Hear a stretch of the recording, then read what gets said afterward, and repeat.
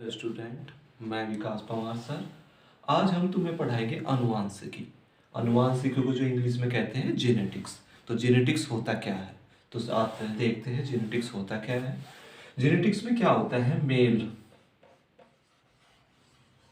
जिसे नर कहते हैं आप हिंदी में, फीमेल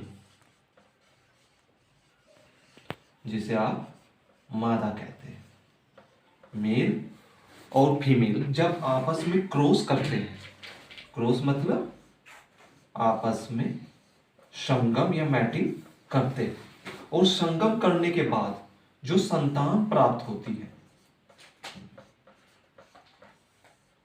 और उस संतान में पीढ़ी दर पीढ़ी नर वह मादा, मेल व फीमेल के गुण पीढ़ी दर पीढ़ी पहुंचते हैं, उसे कहते हैं जेनेटिक्स। जेनेटिक्स में कैसे पीढ़ी दर पीढ़ी पहुंचते हैं ये गुण? डीएनए द्वारा। आप मेल फीमेल क्रॉस करेगी और मेल फीमेल के क्रॉस करने के बाद जो सीमेन अर्थात वीर्य जाता है, वीर्य के अंदर डीएनए होता है जो हमारा आनुवांशिक पदार्थ होता है, और वो ही पीढ़ी दर पीढ़ी जाता है जिसे जेनेटिक्स कहते हैं। कई एग्रीकल्चर में क्वेश्चन आते हैं कितनी पीढ़ियों तक जाता है, यह 9 पीढ़ियों तक संतानों में जनरेशन टू जनरेशन जाता है। इसके बाद हम बात करते हैं कोशिका द्रवी वंशागति। कोशिका द्रवी वंशागति,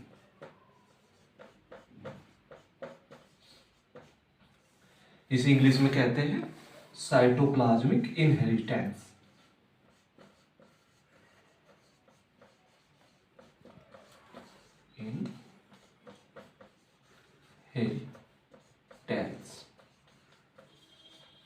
कोशिका द्रवी वंशागति क्या होती है? अब तक आपने पढ़ा होगा, मेल फीमेल आपस में क्रॉस करते हैं, उन दोनों के गुण संतानों में जाते हैं। लेकिन कोशिका द्रवी वंशागति में इसका विपरीत होता है, अर्थात उल्टा होता है। क्या होता है? इसमें केवल फीमेल के गुण जाते हैं, अर्थात मादा के गुण संतानों में जाते हैं। अब आप कहोगे वो कैसे? आपने देखा होगा जो नर होता है वो है, उसके जननांगों से शुक्राणु का निर्माण होता है। शुक्राणु में ये इसका हेड हो गया और ये इसकी टैल पूंछ होगी। औरत के क्या होता है, अर्थात फीमेल के एग बनता है जिसे अंडा कहते हैं, और ये क्या हो गया, स्पर्म जिसे शुक्राणु कहते हैं। अब बात हो रही है कोशिका द्रवी वंशागति की।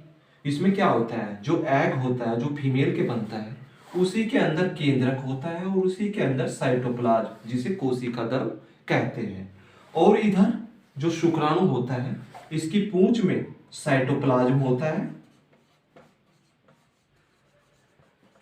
और जो उसका हेड सिर होता है उसमें केंद्रक होता है।